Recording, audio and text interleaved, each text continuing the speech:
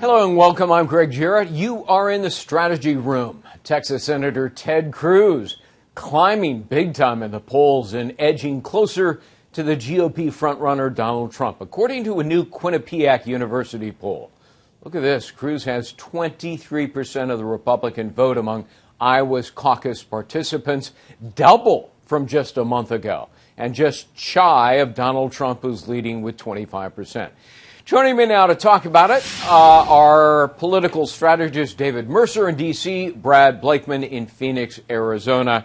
All right, quite a turnabout, Brad. Cruz has support among Tea Party, 42%, evangelicals, 27%, conservatives, both strong conservatives and moderate conservatives, 55%, and women, 26%. What do you make of that turnaround in just a short period of time, 1 month? Well, I think Ben Carson has not been able to get beyond the misstatements and missteps that he's made. Trump hasn't been able to stir the pot enough. And you have Ted Cruz who's filling the void. Ted Cruz is like the horse that lays back, waiting to make that jump as we get closer to the day of caucusing. But caucusing is not a secret ballot. It's like your friends getting together in a room, and your neighbors know how you're going to vote.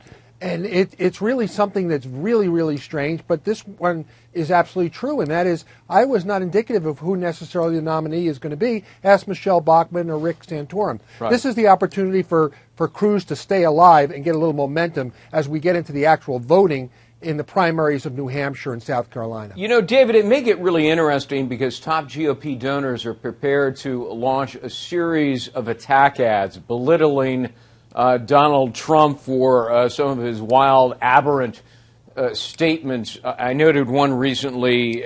He said 97% of blacks are killed by blacks, and he cited some fictitious source that doesn't even exist. I went to the DOJ website. It's actually 7%. So I don't. Does he just make this stuff out of thin air, and is it just now beginning to catch up to him? Well, he does make it up out of thin air because as you went to the Justice Department website, it's not there. And in fact, more whites are killing whites than blacks killing whites, as you saw. So he does make it up out of thin air. And I think the polls are just as much vapor as his words are. And for him to translate the percentage of vote that he has now to people on the ground actually going to the caucuses is going to be a monumental lift for him. And I doubt that he can do it. Secondly, a vast majority of Iowa voters have not decided who they're going to vote for. And we found in past exit polls that 35% of Iowa voters didn't make up their mind or made up their mind a month before. That's a vast majority that don't do it until weeks just before. So, the jury's still out on both Cruz and Trump, as well as the others, on who can get people to the polls or to the caucuses, and secondly, how do they hold on to whatever lead they may have now? Yeah, Brad, I want to get back to Ben Carson because he was substantially in the lead in Iowa, now dropping to third place at 18%. We can probably put that poll data back up on the screen.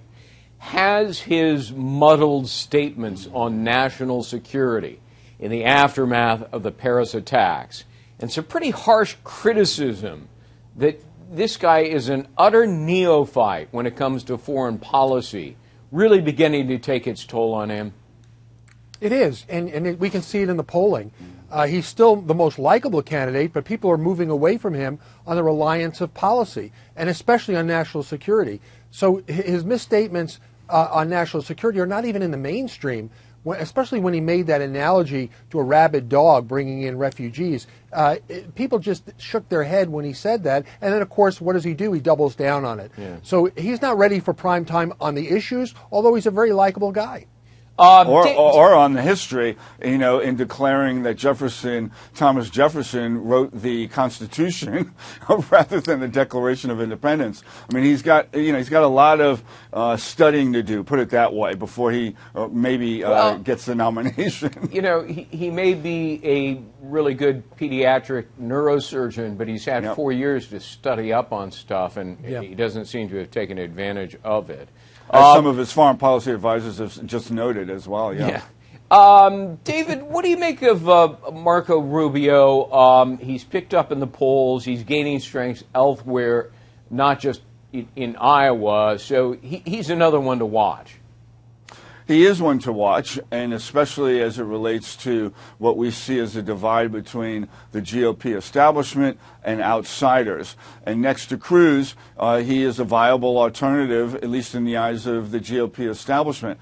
I think if Cruz places anywhere in the top 3 in Iowa, does so in New Hampshire, that he's got a good foundation to going into Nevada and South Carolina and elsewhere.